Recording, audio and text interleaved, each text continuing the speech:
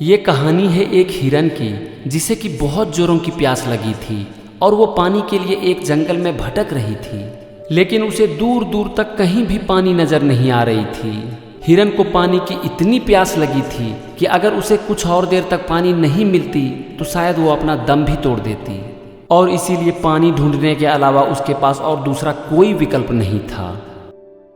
हिरन पानी के लिए जंगलों में पागलों की तरह भटक रही थी, क्योंकि अगर उसे आज अपनी जान बचानी थी तो उसे पानी चाहिए ही चाहिए था।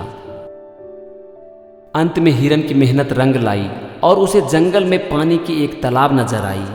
तालाब को देखकर हिरन की खुशी का ठिकाना नहीं रहा और वो तुरंत ही पानी पीने के लिए तालाब के पास बैठ गई।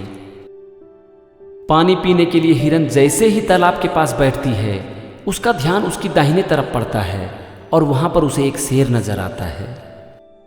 शेर को देखकर हिरन पूरी तरह से डर जाती है और वो अपने बाएं तरफ से भागने की कोशिश करती है, लेकिन वहां पर तीर कमान ताने हुए उसे एक शिकारी नजर आता है।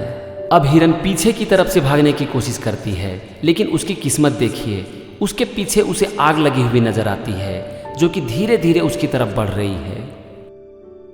प्यास से तड़पती हुई हिरन अब क्या करे? उसके बाएं तरफ शिकारी, दाहिने तरफ शेर, आगे पानी और पीछे आग। हिरन चारों तरफ से मुसीबतों से घिर चुकी थी और मौत उसके सामने दस्तक दे रही थी। हिरन की समझ में बिल्कुल ही नहीं आ रही थी कि आखिर अब वो क्या करे, कहाँ जाए। उसे ये विश्वास हो गया कि अब तो उसे मरना ही मरना है, क्योंकि वो चारों तरफ से मौत से घिर चुकी थी। अब यहाँ पर हिरन सोचती है कि अगर मुझे मरना ही है तो मैं पानी पीकर ही क्यों ना मरूं। ये ख्याल जैसे ही हिरन के मन में आता है, वो चारों तरफ से अपना ध्यान हटाकर पानी पीने में लग जाती है। उसका ध्यान पूरी तरह से हट जाता है कि उसके बाएं तरफ क्या है, उसके दाएं तरफ क्या है और उसके पीछे या आगे क्या है। हिरन सब कुछ भूलकर पानी पीने में लग जाती है। कुछ देर बाद वहां पर आसमान में काले काले बादल छा जाते हैं और अचानक से वहां जोरों की बारिश होने लगती है और बारिश पड़ते ही आग बुझ जाती है।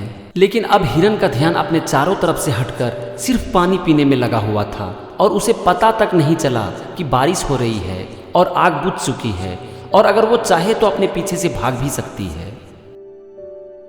अब वो शिकारी जो कि हिरन के बाएं तरफ तीर कमान से निशाना साधे हुए खड़ा था, अचानक से एक तीर हिरन के ऊपर छोड़ देता है, लेकिन तेज बारिश की वजह से शिकारी का निशाना चूक जाता है और उसका तीर हिरन के बजाय शेर को जाकर लग जाता है। तीर लगते ही शेर का ध्यान हिरन से हटकर शिकारी के ऊपर चला जाता है। अब शेर शिकारी के पीछे लग जाता है और कुछ ही देर में वहां से बहुत दूर निकल जाता है। अब वो हिरन जो कि पानी पी रही थी वहां से भागने की कोशिश करती है। वो अपने बाएं तरफ देखती है, दाएं तरफ देखती है और पीछे मुड़कर देखती है। अब वहां पर ना तो उसे शिकारी, ना शेर और ना ही आग नजर आती है और चुपचाप वहां से बाहर निकल जाती है। दोस्तों, ये तो थी एक कहानी, एक काल्पनिक कहानी, लेकिन अगर आप इसे ध्यान से सुनो तो इसमें जिंदगी की बहुत बड़ी लेसन छुपी हुई है।